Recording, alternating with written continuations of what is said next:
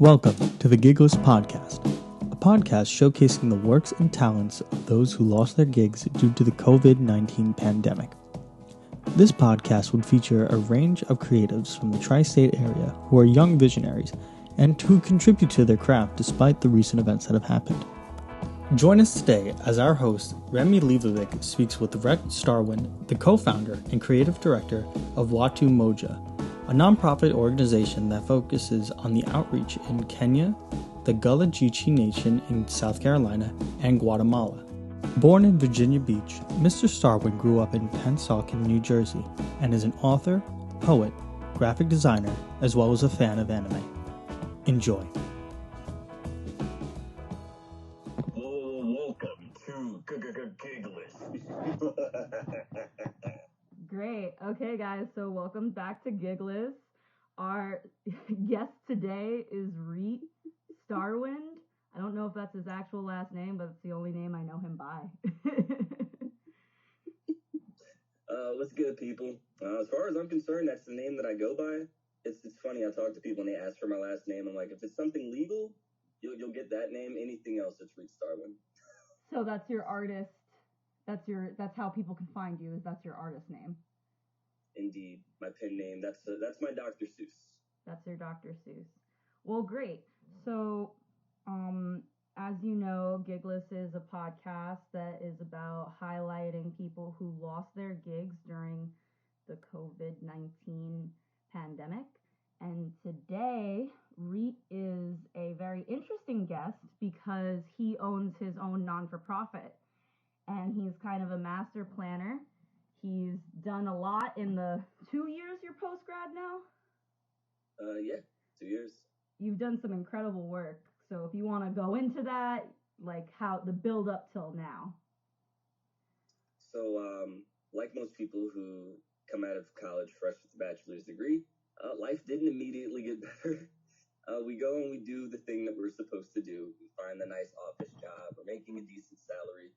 And 6 months into it, we realize that we're miserable because that's not exactly the best environment for the human soul. So we end up ditching that job. And in the process, or in the background of that, a good friend of mine, also Rutgers Camden graduate, Dane Wagner, I had hit him up about hosting an art show.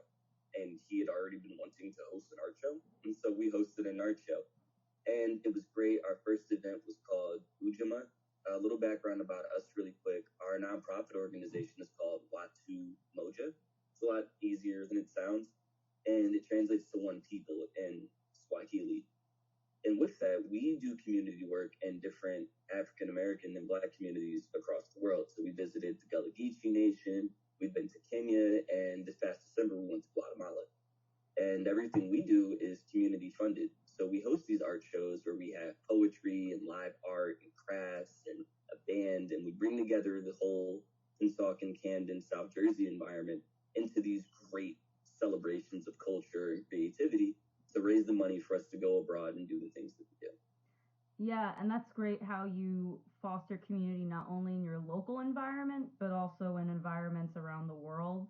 And I think that, when I first met you, you were like, oh yeah, we did a whole basketball court in Kenya. And I was like, that's really cool that what I like about you guys as a non-for-profit is that you're not inflicting our Western culture or Western American culture on other people's, around the world spaces. You're adapting to the environment and you're going from there. So can you talk a little bit more in depth about that process? So Watu Moja began with Allende asking his father, Pastor Tim Merrill. And Tim Merrill is, if anybody hasn't heard of this man, he's Camden's best kept secret. He's literally like a biblical figure living in modern times. And he's got friends and connections all over the world. Allende has this idea when he was in his teens about building some wells over in Africa somewhere. And the idea is spitballs, and more people come and add to it. And his dad, Pastor Tim, knows all these people. And eventually we find a connection in Kenya through a network, through church. And they're looking at it and they're talking about all the things that we could come over and do for the people. And everything was kind of like, oh, that's cool, that's nice. But when we mentioned the basketball court for some reason, that really set them off. And they're like, yeah, let me get one of those actually. because it turns out the basketball court that we had built over there was the first of its kind in this entire extended area called Kibra. It's called Africa's biggest slum. We don't like to call it that because a friend of us told us while we were there. Some people call this a slum. I call it home. And when you go there and you're with the locals and you're walking through the neighborhoods, it's something I've never seen anywhere else in the world before. Yeah. These people have a fraction of what we consider important over here in terms of facilities and technologies and stuff, but they have in spades so much sense of community and hope, and it was just wonderful to be around that and to bring that energy back home to the States.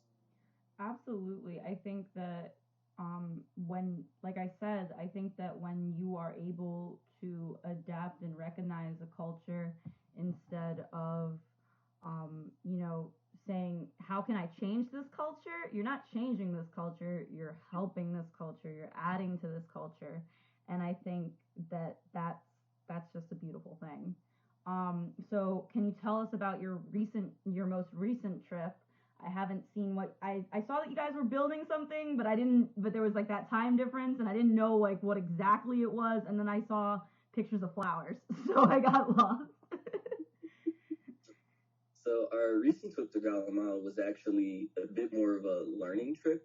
We got to go down there and hang out with some community leaders in another rougher environment around there to learn what successes and what challenges they've been facing. Because eventually you realize when you're doing this kind of work that there are common issues and common, I don't want to say necessarily remedies, but techniques and viewpoints to approach your problems with. What's that So issue? whenever you, Sorry. Poverty and corrupt government systems, the same fun stuff you see all over the world. Yeah. If you can find a corner in the world where there's a bunch of natural resources, I guarantee you some rich person is like doing the worst and exploiting the people. And we're just trying to embody the little man. Yeah.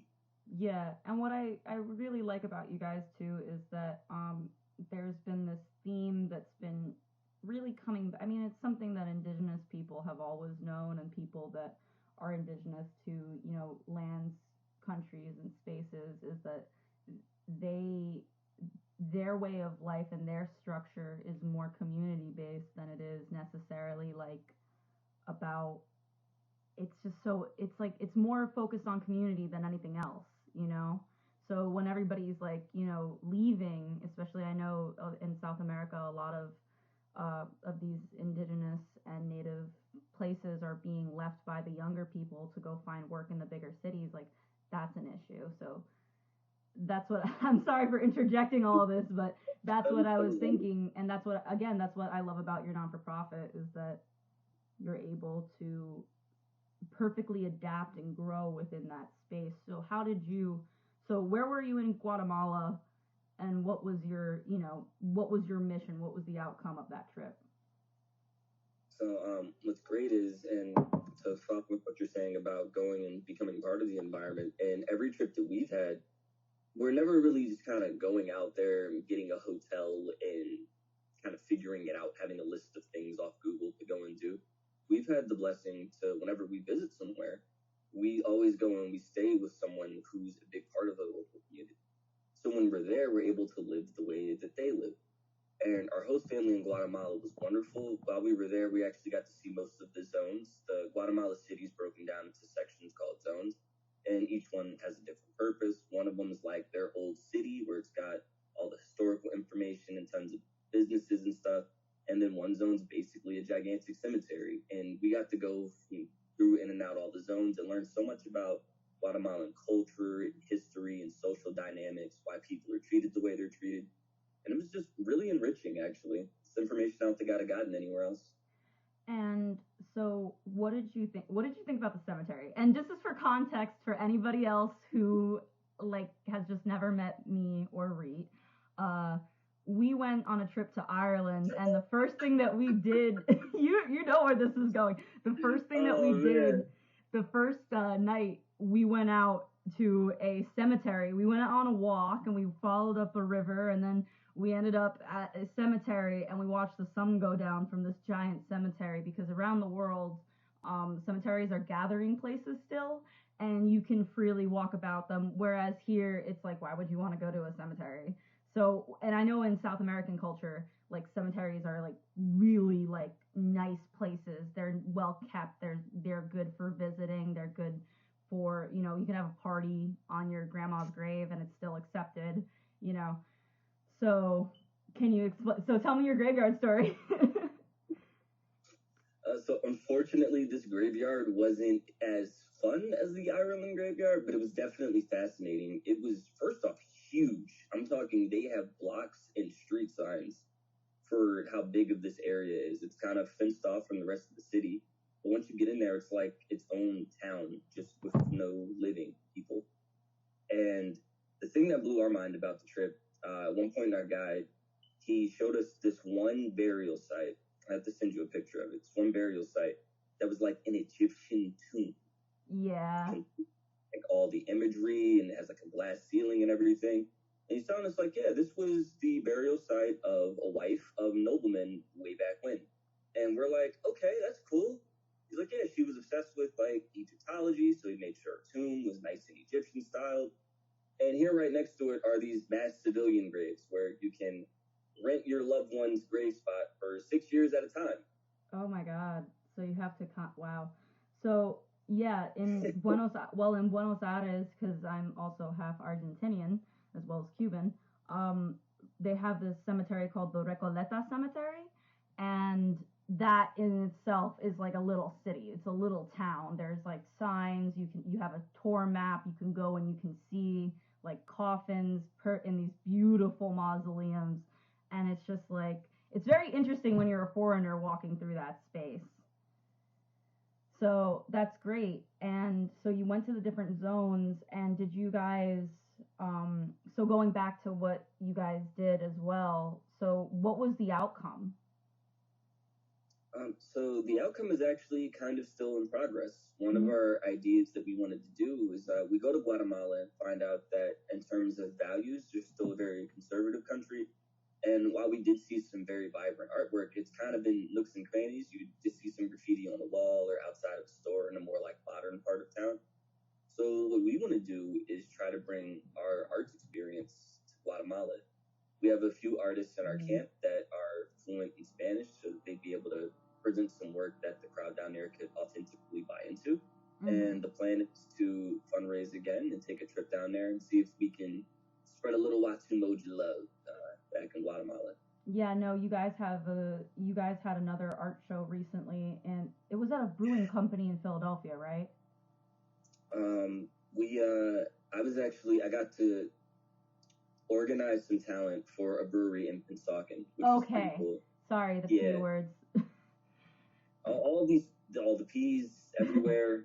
Saucon, Pennsylvania, all of them. All of them. They're all across the river.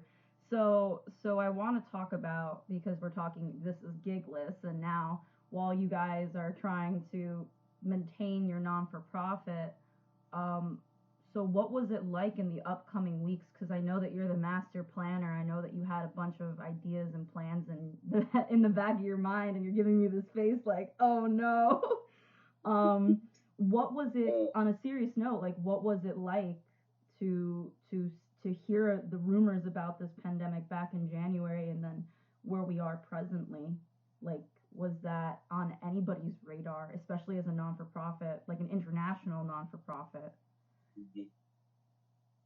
It's interesting, because as people in the modern age who are connected to the news all the time, we're supposed to die all the time. Like I think we've had 4 global scares since 2020 started, and it just so happened that the coronavirus one was like the most real deal and ended up having us postpone our show and everything. And my team, I can't take all of the credit. My team actually does a lot of the legwork for the organization. And with this being about our 8th show, we did, I think, want to say between 6 and 7 different events that we either organized or hosted last year. We felt comfortable coming into this one. We're hearing about the corona thing, but we're hearing that it's foreign and that it's only infecting people of a certain age group and all this stuff.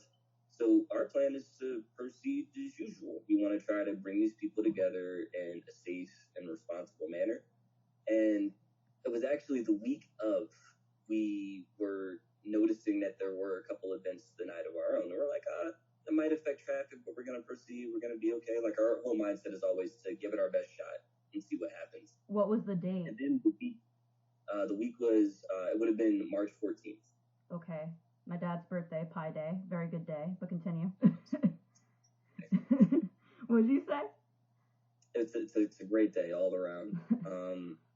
And then we're noticing that week that more and more events are canceling. I think that was the week the NBA went, and that was a big old domino that fell, because everyone's like, ooh, yeah, that's a lot of people to not be gathering. So our mindset switched to, all right, look, we're going to get in real quick. We're going to have this show. We're going to sanitize everything, and that'll be like the last big social gathering. And then I think the day or two before, we hosted a poll on our Instagram account to ask people to vote, like, well, would you feel comfortable or safe coming to our event, knowing about COVID and everything? It ended up being about 50-50, 60-40 on some polls. And then ultimately the venue we're hosting at, which is also a church, said, nah, we're going to cancel the event. Well, we're going to postpone the event and move church service to be online to be safe. So ended up happening anyways, but it was in a digital space. Mm-hmm. And as a digital studies major, because we're both Rutgers Camden alumni, as Rutgers Camden. for the digital studies, how did you feel about having to transition a very physical space online? Oh, so it was actually the church has shifted theirs to online. We just opted to postpone our show until after the Corona craze is over. Mm-hmm. As much as I do love face-to-face, it's a great FaceTime I'm having with you right now. I miss you. Our events are really sold on that whole cultural community space. Like, I remember having people walk into an event one time. I told them, like, yeah, we're having an art show. And somebody's like, okay, I'll stop by. And they walked in, and they're just surrounded by the music and the art and everything, all the people. And they're like, wow, this is really involved. Y'all really made something in here. And I'm like, yeah, this is what we do. It's a very good space. I mean, I remember your show at the fireworks. I mean, I think that was right after, I think that was either, I have that blur of post-grad thesis, that whole conjunction, so it's just a blur of my timeline. So sorry to my audience, but the fireworks is a place in Camden. It used to be an old firehouse, and now it's an art studio, and Reet hosted an entire art show there. And he was hoping to have that venue again in the future, but for right now, because everything's postponed, we don't know when that will happen next, because the fireworks is a very popular venue, believe it or not. Fireworks is cool. We had something planned there where, so Watu Moja was able to obtain a space within Fireworks. One of the artist studios upstairs is like a little headquarters. And we were going to host a housewarming also in March. We were going to have art shows, like, hey, everybody, this is what we do. And then if you like us, come to our housewarming. And so both of those were pushed off for a little bit. But the mindset we're having with it, and I think it falls in line with our theme of the global African community, is it's going to happen. Yeah. We're going to believe it's going to happen. We're going to put that energy forth into the universe, and we're sure that it will reciprocate down the road. Yeah, manifest positivity, because I think that's the only thing that we could do. He's doing these inhale, exhale with the hands, which is you're doing Ayurvedic breathing. Getting my airbender on. Yeah, that's right. Yeah, and so what's another, so you guys basically got called to get cut that day, and then you mentioned real quick that you had a bunch of other little shows that were in the works, and they all got postponed too. And so how are you and your partner, are you guys going to take advantage of the digital space? Do you guys think that you're going to have like a giant, maybe like a giant, orchestra Zoom call, something. I've been seeing a lot of people do these like concerts over Zoom and Skype and everything else. Huh? That's a great idea. Thank you, actually. Yeah. Every now and then we have these events where we bring in some of our artists, most of the musicians, and we'd have a Taco Tuesday. So we'd gather up over Yende's house, and he'd make a bunch of food, and they have a bunch of instruments. His family's super musical, and we would just have these live jam sessions. So maybe a Taco Tuesday live stream to encourage some food might be a good idea. Yeah, to definitely raise spirits, because I think that's what your non-for-profit really does, and what you as a person, as an artist, really do. You're really about raising people's spirits up, and like, getting everybody all together, and I think that's a really beautiful talent. So another thing is, so we're talking about, we're talking about the present, and we're talking about the past. Is there anything, like any other projects other than Watu Moja, that you've done in the past that you want to elaborate on, and gigs that were you planning to have any other gigs other than Watu Moja, or were you full on Watu Moja? Not really sure if it counts as a gig, but back in October for my birthday, I decided that I wanted to do a 70s themed roller skating birthday party. That was so cool. Yo, I am so ecstatic to this day that people like bought into it. I wanted to go, but it's 3 hours away from me, but I wanted to really go. Hey, well, look, so I bring it up because once the weather breaks and everything, and I have a little bit of money in my pocket, I plan on doing a second one, and I want everyone and their mom to be there. So yeah, it was a if 70s. anybody's hearing this, and if you've ever wanted to go live out your roller disco dream, I will bring it to life for you. Hopefully this summer, as soon as the whole pandemic closes. Yeah, it was a great thing. All these people went to a thrift store, and then they went to Reet's birthday party, and they lived out their disco life. There were fros, there were hippie headbands, there was a clash of collaboration and color, and that's just an example for our listeners of how collaborative and inspiring this man is, because he just brings it all together, and he's able to, get people's creative sides out. Because I remember seeing on one of your posts that you had it, like, this was one of your written posts, because he puts statuses up that are very in depth, because you're also a storyteller. Yes. You said that someone from the African American community down in South Jersey approached you, and they said that this kind of cultural art space was the first that they've ever, one, felt welcomed in, and two, it was their first ever gallery. So you create that space, that talent to create an open space. And I think that a lot of people, they really don't see that, like, open spaces and welcoming spaces for all, you have to approach it from an angle. So let's elaborate. How do you approach it from that angle? Because that was such a moving post. They said that, you made such an open and welcoming environment for someone that was, like, from a level of disparity as them. And I say disparity like they're not in the art scene, because we have a very, I feel like the arts, like a lot, like I said this in episode 1, the arts, a lot of people still think that it's selective and very, closed off, but there are, like, people of color, women of color, making these different spaces and welcoming them all. I've been in the last like 5 years, I've seen a lot of POC be doing a lot of like really cool gallery works in Newark, in South Jersey. I've been in South Jersey, so I've been seeing a lot more of it in South Jersey, and in Brooklyn, and up in Newburgh, and just all these, Newburgh's in New York for context, but all these different things. And now he's like touching his heart. But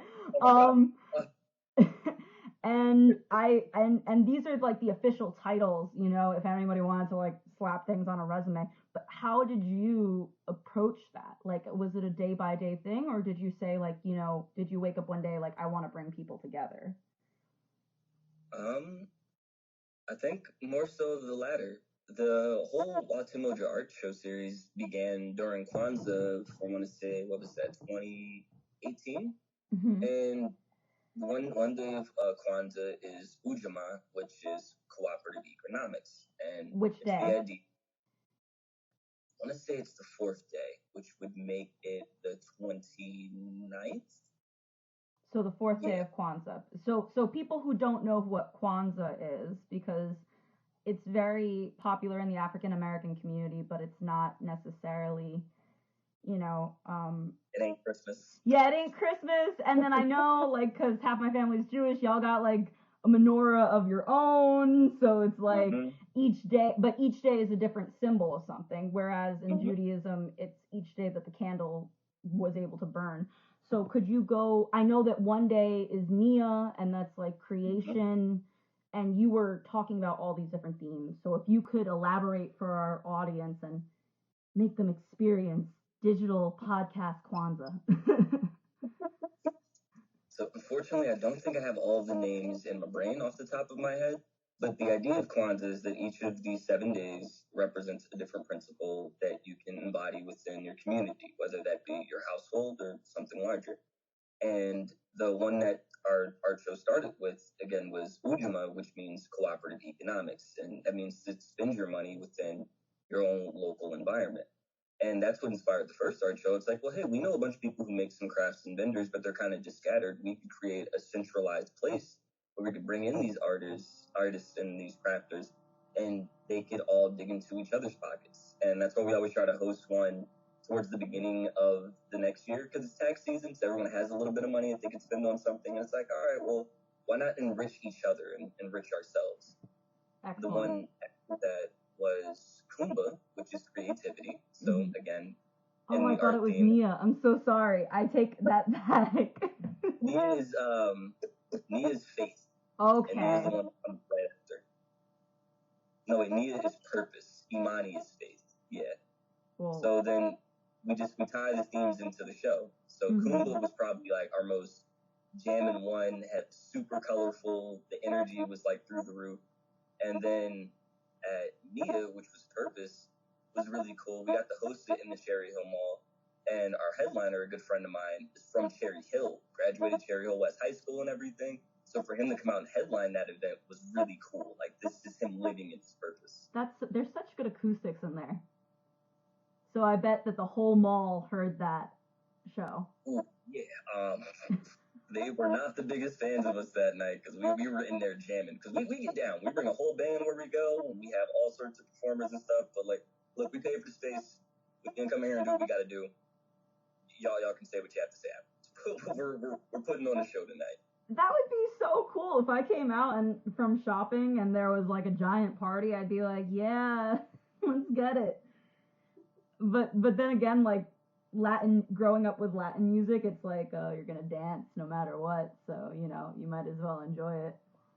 Just have a little dance, have a little shake in your day each day. So. I can't see these webcam dance moves, but I guarantee you they're intense. Don't sue me, Anthony. Don't sue me, Mark Anthony. But definitely. So that's like beautiful that you have these enriching events and things with community. I think that that's such a good highlight, because now, at least in the Philadelphia sense, for designers and artists, it's all about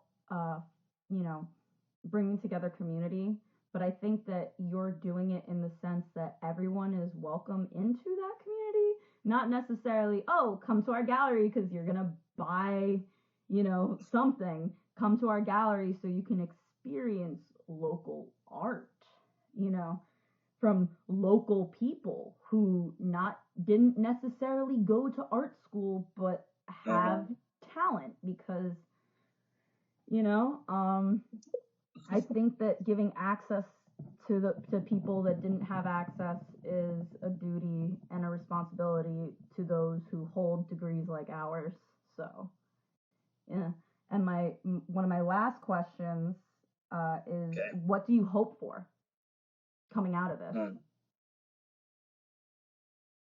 I just hope to be able to bring people together again, especially with the way life is right now and everyone's all cooped up in their houses. I tell you, the moment we're able to bring all these people into this room again, and there's music, and there's dancing, and there's this artwork, and there's just this spirit of unity and love and joy, it's going to be insane, especially if it's the summertime by then, because we might try to switch it up and do something outside. I don't know. Cookout? Oh, listen. Block party cookout. That is its own thing. Look, we have a lot planned, so we're really just hoping like we can get this cure for Corona so we can get back to doing what we're doing, because it is a massive joy in my life to be able to put all these smiles on faces and just be part of something bigger than myself. Yeah, I think that's like such a great thing for an artist to have, is just wanting to bring together community, because I think that's just something special that you don't necessarily see in a lot of, like, well, I don't want to say in a lot of creative people, but that's not something that you necessarily see. Not every single person that's an artist is going to be someone who can, have the talent to create a big event. Like, it's a lot of organizational skills. It's a lot of internal, fighting the thing that the internal voices saying that you can't do it, there's a lot that goes into it. And what do you want to say to our audience? Like, who's someone that you want the audience to go and search? Like, who's someone who's inspired you? And they don't have to necessarily be a famous person, but they can be someone that they can go online, they can find out about this person, and they can see kind of where you get your vibe from, where you get your direction. I'm sorry if that's a very loaded question. No, it's not like, if anything, the answer is loaded, because it's like, if you want to be like me, just go watch like a whole bunch of anime. It's really where I took most of this stuff. So what are the animes? Yeah, you know what? Yeah, that's a good. So if you're stuck in the house for Corona and you're looking for some inspiration, please go watch an anime called Gurren Lagann. If you go and watch Gurren Lagann, make sure when we post this, I'll have the names for these things written somewhere so you can spell them right. You will feel like you can move a mountain with your bare hands. You will feel so much motivation and inspiration to go and accomplish the thing that you want and to become your best self. And we'll probably have to do a separate podcast for anime recommendations, so I can go all day. So I'm going to leave it there for now. So Gurren Lagann. Gurren Lagann, yes. Is there an English translation? Absolutely. I'm one of those people that like gets up and eats while I'm watching something, so I need the English dub, and it's a good dub for the people who don't like dubs. And is the name? Is there another version of the name, or is it just Gurren Lagann? Gurren Lagann, Gurren space Laggan. Well, we'll definitely put that in the show notes. And is there anywhere that our audience can reach you?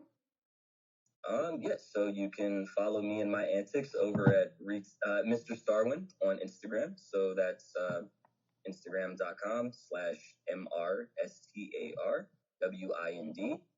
I'm also on Spotify. If anybody needs some music to listen to, I curate playlists for different moods and stuff. Again, Mr. Starwind. Or if you just want to be my Facebook friend and see how my mom comments on my posts, I'm Reet Starwind on Facebook. She's so wholesome. But yeah, I'm so happy to see that you're hopeful and that you are inspired and you just want to foster community, and that you're going to experiment with fostering community and over the digital space. Like, everybody put on VR masks. But yeah, no, that's definitely something to look forward to. So again, we're going to put Reet's information, or Mr. Starwind's information, in our show notes. Yes, in our show notes, and then you guys can follow him from there. So Reet, thank you so much for coming on to Gigless. I hope that, as soon as this whole thing is done, you can get a gig. This has been Gigless. You can exit us out with one of those, like those little giglets, the thing that you did. Thank you for tuning in to Gigless. Stay tuned for more content. Thanks for listening. stay posted for episode 3 coming soon. Thank you for listening to the Gigless Podcast, hosted by Remi Leibovic and produced by Dane Wagner. The song used in our intro and outro is Beach Walk by Unicorn Heads. If you enjoyed this podcast, head over to our social media pages on Instagram at Gigless Podcast and at our website, giglesspodcastblog.wordpress.com. There, you can find out more about the artist, contact the host and producer, and find out more about our schedule. Thank you.